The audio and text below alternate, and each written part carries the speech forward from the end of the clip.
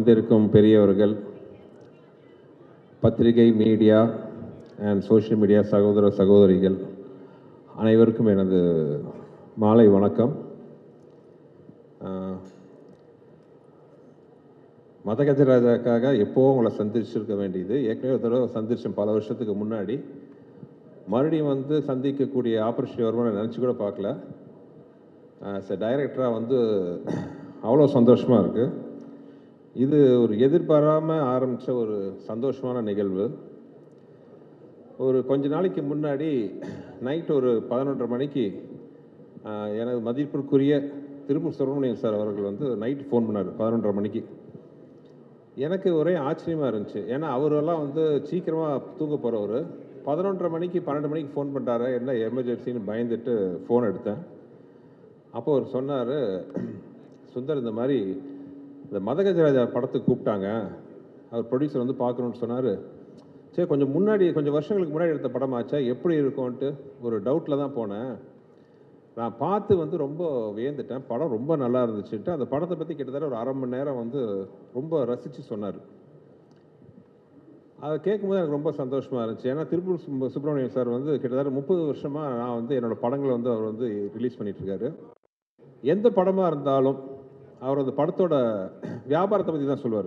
படம் இவ்வளோ கலெக்ஷனாக இருக்குது, நல்லா போயிருக்கு, ஆவரேஜாக போயிருக்கு மாதிரி தான் சொல்லுவார் ஒழிய எப்பவுமே அந்த படத்தை பற்றின விமர்சனம் ரைட் ஃப்ரம் முள்ளத்தெழுத்தால் ஆரம்பித்து இந்த நிமிஷம் வரைக்கும் எந்த படத்தோட விமர்சனத்தையும் சொன்னதில்லை.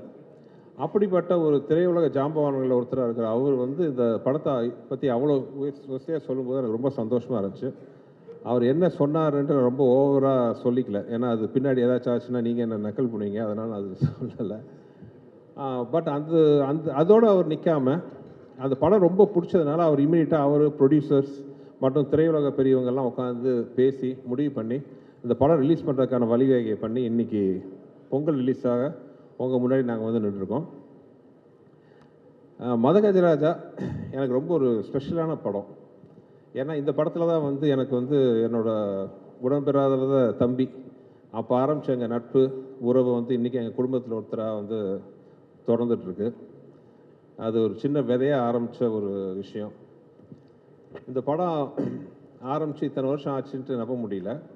ஏன்னா படம் ஆரம்பிக்கும் போது நானும் விஷாலும் பிளான் பண்ணது என்னென்னா, ஏற்கனவே நான் வந்து மதகஜராஜா வேற ஒரு இன்டர்வியூவில் நான் சொல்லியிருந்தேன். இந்த 80s வந்து நிறையா ஜனரஞ்சகமான படங்கள் வந்திருக்கு. முரட்டுக்காலை, சகலகலா வல்லவன், போக்கிரி ராஜா, இந்த மாதிரி படம் மாதிரி ஒரு படம் பண்ண எனக்கு ரொம்ப ஆசையாக இருந்துச்சு. ஏன்னா எல்லாமே ரொம்ப ஒரு சீரியஸ் ஓரியன்ட், ஒவ்வொரு ஜானர் ஒவ்வொரு மாதிரி.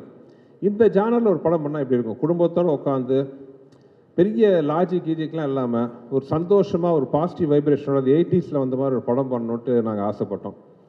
அந்த மாதிரி ஒரு படம் தான் வந்து ஒரு மதகஜராஜா. ஒரு 3 நண்பர்களுக்குள்ளே அவங்களோட பிரச்சனையை தீர்க்கிற ஒரு மெயின் நண்பரோட கதையாக வந்து இந்த கதையை ஆரம்பித்தோம். சில காரணங்களால், தவிர்க்க முடியாத காரணங்களால் அந்த படத்தோட ரிலீஸ் கொஞ்சம் டிலே ஆயிடுச்சு. ஸோ அந்த படத்தை பற்றி ரிலீஸ் பண்ணலான்னு முடிவு பண்ணி, பொங்கல் ரிலீஸ் பண்ணலான்னு முடிவு பண்ணி, ஆக்சுவலாக நேற்று முந்தா நாளாக வந்து முந்தா நாள் அனௌன்ஸ் பண்ணோம். அனௌன்ஸ் பண்ணுறதுக்கு முன்னாடி எனக்கு ஒரு சின்ன பயம் இருந்துச்சு. ஏன்னா கொஞ்சம் வருஷத்துக்கு முன்னாடி எடுத்த படம் மறுபடியும் ரிலீஸ் பண்ணும்போது வரவேற்பு எப்படி இருக்கும், இல்லை மேபி சோஷியல் மீடியாவில் கலாய்ப்பாங்களா, ஏன்டா இப்போ இந்த படத்தை ரிலீஸ் பண்ணுமா முக்கியமாங்கிற மாதிரிலாம் நான் கொஞ்சம் நினச்சேன். இந்த மாதிரி வந்துச்சு. பட் நான் மட்டும் இல்லை, எங்களோட க்ரூ, தயாரிப்பு நிறுவனம் எல்லாருமே வந்து ஒரு சந்தோஷ சர்ப்ரைஸ் ஆகிட்டோம். ஏன்னா அது சோஷியல் மீடியாவில் இந்த படத்துக்கு கொடுத்த வரவேற்பு ஆர்கானிக்காக எந்த வித ப்ரமோஷன் நாங்கள் இன்னும் ஆரம்பிக்கவே இல்லை, எதுவுமே கிடையாது. ஜஸ்ட் ஒரு அனௌன்ஸ்மெண்ட் மட்டும் தான் பண்ணணும். சோஷியல் மீடியாவில் அவ்வளோ ஒரு வரவேற்பு இந்த படத்துக்கு. சோஷியல் மீடியா மட்டும் இல்லாமல் டிவி ஆகட்டும், யூடியூப், எவ்ரிவேர் அந்த படத்தை பற்றி பயங்கர பாசிட்டிவ் வைப்ரேஷன். இந்த படம் பொங்கலுக்கு வருது, நம்ம போய் பார்க்கணும். இதெல்லாம் பார்க்கும்போது எனக்கும் விஷாலுக்கெல்லாம் ரொம்ப நாங்கள் பேசி ரொம்ப சந்தோஷப்பட்டுக்கிட்டோம். இன்ஸ்பைட் ஆஃப் இவ்வளோ டிலே ஆனாலும் அந்த படத்து மேலே இருக்கிற ஒரு எதிர்பார்ப்பு இன்னும் இருக்குங்கன்னு நினைக்கும் போது ஒரு டைரக்டராக எனக்கு ரொம்ப சந்தோஷம். இந்த படத்தை வந்து வாழ்த்தி வரவேற்று ட்வீட் பண்ணின, சோஷியல் மீடியாவில் போட்ட, டிவியில் பகிர்ந்து கொண்ட அனைத்து நண்பர்களுக்கும் என்னோடது மனமார்ந்த நன்றி. ஏன்னா இது வந்து எங்களுக்கு ஒரு பெரிய ஒரு கான்ஃபிடன்ஸ் பூஸ்டாக இருந்துச்சு. அது மட்டும் இல்லாமல் படம் இன்னும் ஒரு வாரத்தில் ரிலீஸ் ஆக போகுது. படத்தை பார்த்துட்டு அதே மாதிரி ஒரு நல்ல ஒரு ஒப்பீனியன் கொடுப்பீங்கன்னு நினைக்கிறேன். ஆனால் அதே நிமிஷத்தில் இன்னொன்று சொல்லிக்கிறேன், நாங்கள் யாருமே சொல்லாத விஷயத்தெல்லாம் சொல்லலை. இது ஒரு நல்ல ஒரு என்டர்டெய்னர். பொங்கல் மாதிரி ஒரு ஃபெஸ்டிவல். ஏன்னா அந்த படம் நாங்கள் ஆரம்பித்த போதே பொங்கல் ரிலீஸை மனசில் வச்சு தான் நாங்கள் ஆரம்பித்தோம். அந்த பொங்கலுக்கு மிஸ் ஆனது இந்த பொங்கலுக்கு வருது. கண்டிப்பாக அது வந்து ஒரு ஃபெஸ்டிவல் மூடுக்கு வந்து ரொம்ப ஒரு அருமையான படமாக இருக்கும்ன்ட்டு நான் வந்து நம்புகிறேன். ஆக்சுவலாக ஒரு நண்பர் வந்து சோஷியல் மீடியாவில் போட்டிருந்தார், மதகஜராஜா லேட்டாக வந்தாலும் லேட்டஸ்ட்டாக வரும்ன்ட்டு. நானும் நம்புகிறேன் இது லேட்டஸ்ட்டாக இருக்கும், உங்களுக்கெல்லாம் பிடிக்கும்ன்ட்டு. ஏன்னா அந்த படத்தில் வந்து ஹியூமர் அவ்வளோ பிரமாதமாக ஒர்க் அவுட் ஆகிருக்கு. இன்னொரு இந்த படத்தில் எனக்கு ஒரு சென்டிமெண்ட் அட்டாச்மெண்ட் என்னென்னா, என்னோட குருநாதர் மணிவண்ணன் சார் கடைசியாக நடித்த படம் அது. இப்போ வந்து அவர்லாம் நம்ம நடுவில் இல்லைன்னு நம்பவே முடியல என்னால். இன்னும் வந்து அவர் நின்று ஆசீர்வாதம் பண்ணிட்டு இருப்பார்னு நினைக்கிறேன். அதே மாதிரி வந்து எனக்கு வந்து ரொம்ப மரியாதைக்குரிய டைரக்டர் திரு மனோபாலா அவர்கள். மனோபாலா சாரோட இந்த படம் நான் ஒர்க் பண்ணுவது ரொம்ப இந்த படத்தை எதிர்பார்த்தார். ஏன்னா அந்த படத்தில் வந்து ஒரு 15-20 நிமிஷம் விஷால், சந்தானம், மனோபாலா சார் வச்சு ஒரு எபிசோடு வரும். நான் ஏற்கனவே சொல்லியிருக்கேன், நான் நிறைய காமெடியெல்லாம் பண்ணியிருக்கேன். ஆனால் நான் பண்ண காமெடியிலேயே வந்து எனக்கு ரொம்ப ஃபேவரட் எதுன்னு கேட்டிங்கன்னா அந்த ஒரு 20 நிமிஷம் எபிசோட். எல்லாருமே வந்து மனசு விட்டு சிரிக்கக்கூடிய, ரசிக்கக்கூடிய மாதிரி அது ஒரு இன்ட்ரெஸ்டிங்கான ஒரு எபிசோடு வரும் இந்த படத்தில். ஒவ்வொரு மனோபாலா சார் வந்து கேட்பார், எப்படா அந்த படம் ரிலீஸ் ஆகுது, அந்த படம் ரிலீஸ் ஆச்சுன்னா என் ரேஞ்சே வேறு அப்படின்னு சொல்லிட்டு இருப்பார். அன்ஃபார்ச்சுனேட்லி அவர் இல்லை. ஆனால் அவர் நினைவுகளை வந்து இந்த படம் இனிமையாக சுமந்துட்டு வரும்ன்ட்டு நம்பிக்கை எனக்கு இருக்குது. இந்த படத்தில் வந்து ஒரு மிகப்பெரிய ஒரு ப்ளஸ் என்னென்னா, அப்பார்ட் ஃப்ரம் விஷால், விஜய் ஆண்டனி. நானும் விஜய் ஆண்டனியும் வந்து ஃபஸ்ட்டு சேர்ந்து ஒர்க் பண்ண படம் இதுதான். நான் முதல்ல அவுட்லுக்கில் அவர் பார்க்கும்போது ஒரு பெரிய மியூசிக் டைரக்டர், ஒரு பயங்கரமாக இருப்பார் அப்படி இப்படின்னு நினச்சேன். ஆனால் அவர் குழந்தை, அந்த குழந்தை இன்னும் அந்த குழந்தையாகவே இருக்குது. ரொம்ப சந்தோஷம். அது எளிமை, அந்த வெள்ளந்தியான வெள்ளை மனசு எல்லாமே வந்து அவர் அப்படியே இருக்குது. தேங்க்யூ விஜய், சூப்பர் மியூசிக் கொடுத்தாரு. ஆக்சுவலாக we miss your this commercial music Vijay. உங்களை மாதிரி இந்த மாதிரி ஒரு ஃபாஸ்ட் பீட்லாம் கொடுக்குறது வந்து வெறும் சில மியூசிக் டைரக்டர் தான் இருக்காங்க. நீங்கள் ஹீரோவாக நடிக்கிற படம்லாம் ஒரு சீரியஸ் படங்கிறதுனால சீரியஸ் சாங்காக போட்டுட்ருக்கீங்க. நீங்கள் எங்களுக்கெல்லாம் மியூசிக் போட்டால் தான் இந்த மாதிரி சாங் நீங்கள் கொடுப்பீங்க. ஸோ நாங்கள் வந்து இசையமைப்பாளர் விஜய் ஆண்டனி ரொம்ப மிஸ் பண்ணுறோம். You have to come back as a music director. As a ஹீரோவாக நீங்கள் வந்து யூஆர் ராக்கிங். ஆஸ் அ மியூசிக் டைரக்டராக நீங்கள் வெளிப்படவும் பண்ணணும். பாருங்கள் எவ்வளோ கிளாஸ் பண்ணுறாங்கன்ட்டு. உங்களுக்கு நிறைய ரசிகர்கள் இருக்கிறாங்க. ஸோ இந்த மாதிரி ஃபாஸ்ட் நம்பர், நீங்கள் சீரியஸ் ஹீரோ. ஸோ எங்களை மாதிரி படத்துக்கு இந்த மாதிரி சாங்கெல்லாம் போட்டு கொடுங்க. விஜய் ஆண்டனி பாட்டு மட்டும் இல்லை, ஏன் நான் பண்ண படங்களில் எனக்கு மிக பிடிச்ச ரீரெக்கார்டிங்கும் இந்த படத்தில் இருக்குது. அவ்வளோ அருமையாக அந்த படத்துக்கு ஆர்ஆர் இருக்கும். ஸோ நீங்கள் அந்த படத்தை பார்த்தீங்கன்னா நீங்கள் அதை கண்டிப்பாக அதை என்ஜாய் பண்ணலாம். அப்புறம் இந்த படத்தில் என்னை விட அதிக கஷ்டப்பட்ட ஆத்மா யாருன்னா விஷால் தான். தெரியாதனமாக அவர்கிட்ட சொல்லிட்டேன், கிளைமாக்ஸ் வந்து ஒரு 8 பேக்ஸில் வரணுன்ட்டு. சரின்ட்டாரு. But due to some reasons வந்து அந்த 8 பேக்ஸ் ஷூட்டிங் தள்ளி போயிடுச்சு. கிட்டத்தட்ட ஒரு வருஷம். அந்த ஒரு வருஷம் அந்த 8 பேக்ஸ் மெயின்டைன் பண்ணுறது சாதாரண விஷயம் கிடையாது. வெறும் பச்சை தண்ணியை குடிச்சிக்கிட்டு நாங்களாம் சாப்பிடும்போது சோத்தை எல்லாம் மூந்து பார்த்துட்டு அவ்வளோ கஷ்டப்பட்டார். இன்ஃபேக்ட் ஃபைட் சீக்வன்ஸ்லாம் நிறைய இடத்துல வந்து விளையாட்ட சொல்ல உயர பணையை வச்சு. ஆக்சுவலாக இந்த ட்ரைலரில் கூட ஒரு ஷாட் பார்த்துருப்பீங்க. அவர் மொட்டராஜ தலையில் உட்காந்து கீழே வால்ட் அடிக்கணும். அது சின்னதாக டைமிங் மிஸ் ஆகி கழுத்தில் லேண்ட் ஆச்சு. அதை பார்த்து எனக்கு கழுத்து அந்த டக்குன்னு சத்தமே கேட்டுச்சு. எனக்கு உயிரே போயிடுச்சு. ஐயோ என்ன ஆக போதோ எதோ வருது மனசில். நல்ல வேலையை அப்போலோ பக்கத்துலேயே நாங்கள் ஷூட் பண்ணிட்டு இருந்தோம். இமீடியட்டாக அப்போலோ கூப்பிட்டு போனோன்னா அந்த டாக்டர் பார்த்துட்டு சொன்ன ஒரே வார்த்தை, பிகாஸ் இவர் ஃபிசிக்கலாக எக்ஸசைஸ்லாம் பண்ணி அவ்வளோ ஸ்ட்ராங்காக இருக்கிற ஒரே காரணத்தினால வந்து இதனால் எந்த வித பாதிப்பு இல்லைன்னு சொன்னார். ஆனால் அதை பற்றி இவர் கவலை பண்ணாமல் இமீடியட்டாக வந்து அடுத்த ஷாட்டுக்கு ரெடி ஆகிட்டார். ஸோ படத்தில் ஆக்ஷன்ஸ்லாம் ரொம்ப நல்லாயிருக்கும். எஸ்பெஷலி இந்த கிளைமாக்ஸ் சாங். கிளைமாக்ஸ் வந்து 2 மலைகள் மோதி மாதிரி ஒரு சீக்வன்ஸ் வரும். அதில் வந்து சோனு சூட் ஃபஸ்ட்டே வந்து சோனு சூடோட சட்டையெல்லாம் கழிச்சு அவர் பேர் பாடியில் வர மாதிரி அவரை பார்த்தோன்னா நாங்களாம் வாயை பிறந்துட்டோம். சும்மா ஒரு 6.25 அடி உயரத்தில் பாடி சிக்ஸ்லாம் வச்சுட்டு அப்படி இருந்தார். எப்பா என்ன மாதிரி இருக்காருப்பா சோனு சூட். நாங்கள் ஷூட் பண்ணும்போதே பயந்தோம். அடுத்த நாள் வந்து நம்ம கருப்பு தங்கம் வந்து சட்டையை கழட்டினார். எல்லாம் அறந்துட்டோம். அப்படி ஒரு ஃபிசிக் அந்த பாடி, படத்துக்காக ஒரு கட்டமைச்ச பாடி. அந்த மாதிரி எனக்கு இனிமேல் அந்த மதகஜராஜா வெளியில் வரணும்னு நான் இவ்வளோ ரொம்ப போராடினதுக்கு ஆசைப்பட்டதுக்கெல்லாம் ஒரே காரணம், விஷால் பட்ட கஷ்டத்தை மக்கள் பார்க்கணும். மக்கள் பார்த்து அதை பிடிச்சி ஏற்றுக்கிறது மக்களோட கையில் இருக்குது, பத்திரிகையாளர்கள் உங்கள் கையில் இருக்குது. ஆனால் அந்த உழைப்புக்கு வந்து அவங்க பார்த்தா தானே அது என்னன்னு டிசைட் பண்ண முடியும். ஸோ அந்த மாதிரி மதகஜராஜா ரிலீஸ் பண்ணணுன்ட்டு நாங்கள் ரொம்ப ஆசைப்பட்டது காரணம் விஷாலோட உழைப்பு என்னன்ட்டு எல்லாம் பார்க்கணுன்னு ஆசைப்பட்டேன். Madha Gaja Raja is a fantastic family entertainer. ரொம்ப ஏதோ நல்ல விதமாக எனக்கு ஒரு லைசன்ஸ் கொடுத்துருக்கீங்க. சுந்தர்சி படம் யாரும் சொல்லாத ஒரு விஷயத்தெல்லாம் சொல்ல போகிறது இல்லை, புதுசாக எந்த விஷயமும் இருக்க போகிறது இல்லை. ஆனால் என்டர்டெயின்மெண்ட்டாக இருக்கும், குடும்பத்தோடு பார்க்க வரலாம். மினிமம் ஒரு படத்தில் ஒரு 15 நிமிஷமாச்சும் உங்கள் மனசார சந்தோஷப்பட்டீங்கன்னா அதுதான் நீங்கள் எனக்கு கொடுக்க போகிற மிகப்பெரிய பரிசாக நான் இது வரைக்கும் நினச்சிட்ருக்கேன். மதகஜராஜா அந்த அனுபவத்தை உங்களுக்கு கொடுக்கணும்னு நான் நம்புகிறேன். பார்த்து நீங்கள் எல்லாருமே சப்போர்ட் பண்ணணும். அப்புறம் இந்த படத்தில் வந்து முக்கியமான விஷயம், விஜய் ஆண்டனி சார் மட்டும் இல்லாமல் எனக்கு இருந்த ஒரு அருமையான டெக்னிக்கல் க்ரூ. வருஷம் கழிச்சும் அவங்களாம் என் முன்னாடி உட்காந்துருக்கிறத பார்க்கும்போது அவ்வளோ சந்தோஷமாக இருக்குது. என்றைக்குமே என் தம்பியா, என் வலது கையா, என்னுள் பாதியாக இருக்கிற என் அன்பு தம்பி வெங்கட், அப்புறம் இந்த படத்துக்காக உயிரை கொடுத்து ஒர்க் பண்ண ரிச்சர்ட், இத்தனைக்கு இவ்வளோ பிஸியாக இருக்கிற ரிச்சர்ட், பிஸி கேமராமேனாக இருக்கிறவர், இந்த படத்தை ரிலீஸ் பண்ணணுன்னா எல்லா வேலையும் விட்டுட்டு வந்து இந்த படத்துக்கு இது விடிய விடிய உட்காந்து இந்த சாங்லாம் ரெடி பண்ண ரிச்சர்ட் ஆகட்டும், என்னுடைய பல படங்களுக்கு எனக்கு உறுதுணையாக இருக்கிற ஸ்ரீகாந்த், எடிட்டர் ஸ்ரீகாந்த், அவரும் அதே தான், விடாமுயற்சிக்கும் அவர் தான் எடிட்டர். பட் இந்த படம் நம்ம மறுபடியும் ஷூட் ரெடி பண்ணணுன்னொன்னே அந்த வேலையோட வேலையாக பிஸியாக இந்த வேலையை உட்காந்து பார்த்துக்கிட்டு எந்த வித எதிர்பார்ப்பும் இல்லாமல், இது நம்ம படம் சார், இந்த படம் வந்து ரிலீஸ் ஆகணும், ஜெயிக்கணுன்ட்டு கை கொடுக்க வந்த ஸ்ரீகாந்த், ரிச்சர்ட், என் ஆர்ட் டைரக்டர் குருராஜ், அப்புறம் என்னோடய ப்ரொடக்ஷன் எக்ஸிக்யூட்டிவ் பாலகோபி, இன்னும் கூட ஒர்க் பண்ண எல்லாரையும், சாரி யாராவது பேர் விட்டு போச்சுன்னு எல்லாம் மன்னிச்சுக்கோங்க. எல்லாருக்கும் இந்த சந்தர்ப்பத்தில் நான் நன்றி சொல்ல விரும்புகிறேன். மொத்தத்தில் ரொம்ப நேரம் பேசி உங்களை இது பண்ண விரும்பல. அதே மாதிரி முக்கியமாக நான் சொல்ல வேண்டியது ஜெமினி ப்ரொடக்ஷன்ஸ். என்னதான் ரிலீஸ் கொஞ்சம் சில காரணங்களால் தாமதமானாலும் ஒரு ப்ரொடக்ஷன் ஹவுஸாக எந்த டைரக்டரோட ட்ரீம் ப்ரொடக்ஷன் ஆஃபீஸ் கம்பெனி அவங்க, ஒரு செகண்ட் கூட வந்து இது வேணுமா, இதை செலவு பண்ணுமா, அதை பற்றி கேட்கவே இல்லை. நான் என்ன கேட்டாலும் ப்ரொவைட் பண்ண ஒரு ஃபென்டாஸ்டிக் ப்ரொடக்ஷன் ஹவுஸ். நடுவில் சின்ன காரணத்தினால கொஞ்சம் கேப் ஆகி போச்சு. நான் ஆண்டவனை வேண்டிக்கிறேன், மதகஜராஜாவுக்கு கிடைக்கிற வரவேற்பில் மறுபடியும் ஜெமினியின் கொடி பறக்கணும். ஏன்னா அந்த மாதிரி நல்ல ப்ரொடக்ஷன் ஹவுசஸ் எல்லாம் வந்து சினிமா கிடைக்கிறது வந்து சினிமா கிடைச்ச ஒரு வரம். So we wish Gemini Productions coming back again in a big way sir. You're already big, but as a production house I want to come back in a big way mister Anand and Kiran sir. And thank you. பொங்கலுக்கு பத்திரிகைகள் உங்கள் முன்னாடி வந்து நின்று எப்பவும் போல் நான் வேண்டி கேட்டுக்கிறேன், படத்தை நல்லபடியாக மக்கள்கிட்ட போய் சேர்த்தணும். நீங்கள் படம் பாருங்கள், ரசிப்பீங்கன்னு நம்புகிறேன். வேறு என்ன சொல்கிறது, உங்களுக்கு எல்லாருக்கும் இந்த படத்தை பற்றி தெரியும்.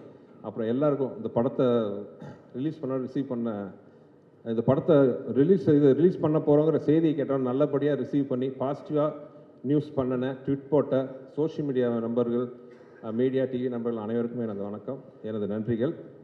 அப்புறம் என்னன்னைக்கு எனக்கு பெரிய சப்போர்ட்டாக இருக்கிற என்னோடய லக்கி மாஸ்காட் என் ஒய்ஃபுக்கு நன்றி. திடீர்னு அரேஞ்ச் பண்ண ப்ரோக்ராம் சொன்ன உடனே வேறு எந்த ஃபங்க்ஷனுக்கும் அவ்வளோ சீக்கிரம் ஒத்துக்காத டிடி, எங்கள் மேலே இருக்கிற நட்பில் அன்போடு வந்ததுக்கு ரொம்ப நன்றி DD. You made our evening and thank you everybody. நன்றி. மறுபடியும் எல்லாத்தையும் சந்திக்கிறேன் சின்ன கேப்புக்கு அப்புறம். தேங்க்யூ. இங்கே வந்திருக்க எல்லா பெரியவங்களுக்கும் வணக்கம். இந்த படத்துக்கு சான்ஸ் கொடுத்த சுந்தர்சி சாருக்கு பெரிய வணக்கம். என்னால் வந்து ஒவ்வொரு சாங்கும் நீங்கள் எங்ககிட்ட உட்காந்து லிரிக்ஸ் கொடுத்து எந்த ப்ரெஷரும் கொடுக்காம பொறுமையாக வாங்கின விதம் வந்து பியூட்டிஃபுல் சார், மறக்க முடியாது. ரொம்ப அலட்டிக்காமல் ரொம்ப வாமாக வந்து என்னை ஹேண்டில் பண்ணிங்க சார். அந்த டைமில் நாம் வந்து தென்காசி தான் பொள்ளாச்சியில் போய் கம்போஸ் பண்ண டேஸ், எல்லா விஷயத்தையும் இப்போ கூட அந்த சாங் பார்க்கும்போது இன்றைக்கி இன்டர்நேஷ்னல் ஆல்பத்தில் ஒரு கொரியோகிராஃபி அண்ட் ஃப்ரேமிங் இருக்குங்களா சார், அந்த மாதிரி நீங்கள் பிஃபோர் ஒரு 10 இயர்ஸ் வந்து ரொம்ப ரிச்சாக நீங்கள் அதை ஒவ்வொரு சாங்க்கு என்னென்ன மேக்ஸிமம் எத்திக்ஸ் ஃபாலோ பண்ணி ரொம்ப கிராண்டாக இப்போ தான் ஒரு முன்னாடி இந்த ராஜா ரிலீஸ் பண்ண போகிறோம்னு சொல்லிட்டு நம்ம அனௌன்ஸ் பண்ண உடனே இவ்வளோ தூரம் வந்து ஒரு ஃப்ரெஷ் படத்துக்கு எவ்வளோ அங்கீகாரம் கிடைக்கணுமோ அந்த அளவு கிடைக்கிறதுக்கு ஈக்குவலான விஷுவல்ஸை நீங்கள் அப்போவே இருக்கீங்க சார். உங்கள் கூட நான் பழகின அந்த டைம் விஷயம் கற்றுக்கிட்டேன். எவ்வளோ பெரிய சாதனையாளர், நீங்கள் எத்தனை படங்கள் பண்ணியிருக்கீங்க, ப்ரொடியூசர், ஆக்டர், அண்ட் எவ்வளோ நீட்சியாக அவரோட தொடர்ச்சி. இப்போ கூட பார்த்தீங்கன்னா அரண்மனை, பிளாக் பஸ்டர், இன்னும் பண்ணுவீங்க ஒரு 15-20 வருஷம். அதுக்கப்புறமும் எவ்வளோ ஹம்பிளாக இருக்கிறீங்க அப்படின்ற பல விஷயங்கள்லேருந்து நான் நிறைய சொல்லாமல் கூட இருந்து கற்றுக்கிட்டேன். அதை இன்னும் நான் அப்ளை பண்ண முடியல நிறைய விஷயங்களில். கமர்ஷியல் படங்கள் எடுக்கணும் அப்படின்ற விஷயத்தில் சீரியஸான படங்கள் தாண்டி கமர்ஷியல் படம் பண்ணுறதுக்கு நான் ட்ரை பண்ணுறேன் ஃப்யூச்சரில். நண்பன், என் கிளாஸ்மேட் விஷால் கூட நான் ட்ராவல் பண்ணுற 2வது படம். முதல் படம் வந்து வெடி. கிளாஸ் படிக்கும்போதுலும் காலேஜ் டைம்லும் சரி, அதுக்கப்புறமும் சரி, நான் படம் ரிலீஸ் ஆகிற டைமில் ஃபஸ்ட் நாள் நம்ம வந்து மதகஜ ராஜா கம்போசிங்கில் இருந்தோம்னு நினைக்கிறேன் சார். அப்போ கால் பண்ணி, ராஜா எதுவும் பிரச்சனையா, எல்லாம் ஓகேவா, ஏதாவது பண்ணணுமா, வாலண்டியராக. அப்போ வந்து என் படம் நல்லா இருக்குமா நல்லா இருக்காதா, நான் ஸ்டாராக வருவேனா வரமாட்டேனா அதெல்லாம் தெரியாது விஷாலுக்கு. வாலண்டியராக கால் பண்ணி எது வேணாலும் கேளுங்க. நீங்கள் கூட சொன்னீங்க சார் அந்த மாதிரி இந்த டைமில். ஸோ விஷால் அப்படின்ற ஒரு நண்பன், என் கிளாஸ்மேட், அவருக்கு 2வது படம் வெடியிலையும் எல்லா சாங்ஸும் ஹிட் விஷால். அதே மாதிரி வந்து எம்ஜிஆர் பாட்டும் ரிலீஸ் ஆகாமல் இருக்கேன்னு ஒரு குறை வந்து என் வாழ்க்கையில் தீர்ந்து போச்சு. நம்ம சேர்ந்து பண்ண படம் வந்து ரிலீஸ் ஆகுது, சந்தோஷம். இது தொடர்ந்து நிறைய படங்கள் நான் உங்கள் காம்பினேஷனில், நான் நீங்கள் சொன்ன மாதிரி சார் கண்டிப்பாக மியூசிக் பண்ணுறேன், ஷூராக நான் பண்ணுறேன், மியூசிக் பண்ணுறேன். தேங்க்ஸ் குஷ்பு மேம் இங்கே வந்ததுக்கு எங்கள் ப்ரோக்ராமுக்கு. அண்ட் படம் வந்து சுந்தர் சார் சொன்ன மாதிரி ரொம்ப கமர்ஷியலாக, ரொம்ப ஜனரஞ்சகமாக படம் பார்க்கணும், சிரிச்சுட்டு மட்டும் வரணும், குடும்பத்தோடு போகணும் அப்படின்னு சுந்தர் சாருக்கு ஒரு பேட்டர்ன் இருக்கு இல்லையா, கலகலப்பு, தீயா வேறு செய்யணும், குமார், இந்த மாதிரி டைப்பில் ஒரு படம் பார்க்கணும். கண்டிப்பாக இந்த பொங்கலுக்கு வந்து மக்கள் வந்து இந்த மாதிரி ஃபெஸ்டிவல் டைமில் அப்படி தான் ஆசைப்படுவாங்க, ஃபேமிலியோடு போகணுன்னு சொல்லிட்டு. அப்படி வெயிட் பண்ணிட்டு இருக்கக்கூடிய மக்கள் அத்தனை பேருக்கும் கண்டிப்பாக வந்து மதகஜ ராஜான்றது ரொம்ப ஒரு ஒரு சூப்பர்பான படமாக இருக்கும். அதே மாதிரி ஆஃப்டர் லாங் டைம் சந்தானம் சாரும் நடிச்சிருக்காரு இல்லையா சார். அவர் ஒரு காமெடியனாக அவர் இப்போ ஹீரோவான பிறகு பண்ணுறதில்ல. அது மியூசிக்கு, ரிச்சோட ஒரு கேமரா, ஸ்ரீகாந்த் சார் எடிட்டிங் அப்படின்னு சொல்லிட்டு பயங்கரமான ஒரு மேசிவ் ப்ரொடக்ஷன் வேல்யூவோட ஜெமினி சார், நீங்களும் வந்து மனோகர் பிரசாத் சார் வந்து எந்த காம்ப்ரமைஸும் இல்லாமல் ஒரு பெரிய படம் கொடுத்துருக்குறீங்க.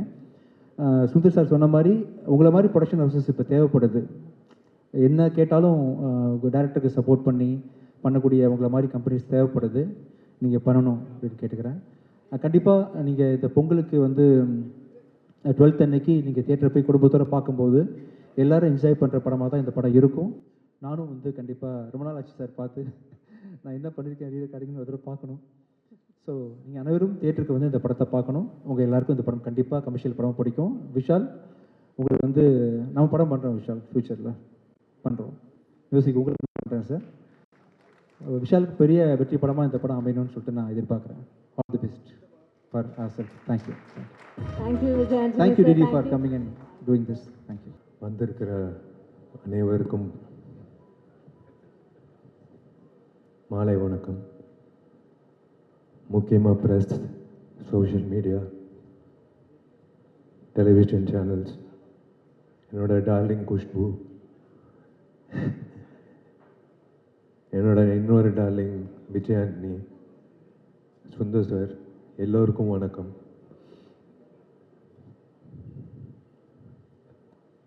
முக்கியமாக வந்து ஐ ஷுட் தேங்க் ஸ்டார் சொன்ன மாதிரி ஜெமினி ஸ்டுடியோஸ் வந்து திரும்ப வரணும் இன் ஃபுல் ஃப்ளெஜ். ஏன்னா we are lacking production houses, to be very frank. உங்களை மாதிரி வந்து ஃபுல் ஃப்ளெஜ்டாக வந்து ஒரு டைரக்டருக்கு வந்து அந்த க்ரியேட்டிவ் ப்ரெசன்ஸ் கொடுக்குறது வந்து is something great. Hi DD. Hi hi sir, நீங்கள் பேசுங்க. அந்த சோஃபாக்கு வேறு ரீசன் இருக்கு, நீங்கள் வாடகை பேசுங்க. சாரி டிஸ்டர்ப் பண்ணியிருந்தா. ஒரு இன்சிடென்ட் சொல்கிறேன்.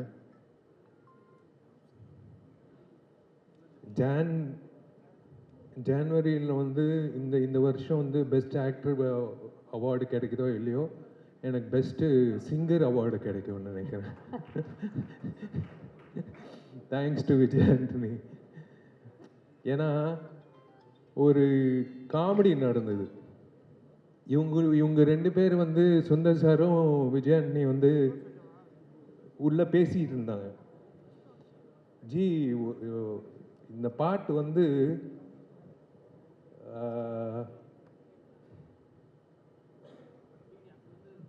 ஒரு சிங்கர் பாடணும், அந்த சிங்கர் வந்து வித்தியாசமாக இருக்கணும்,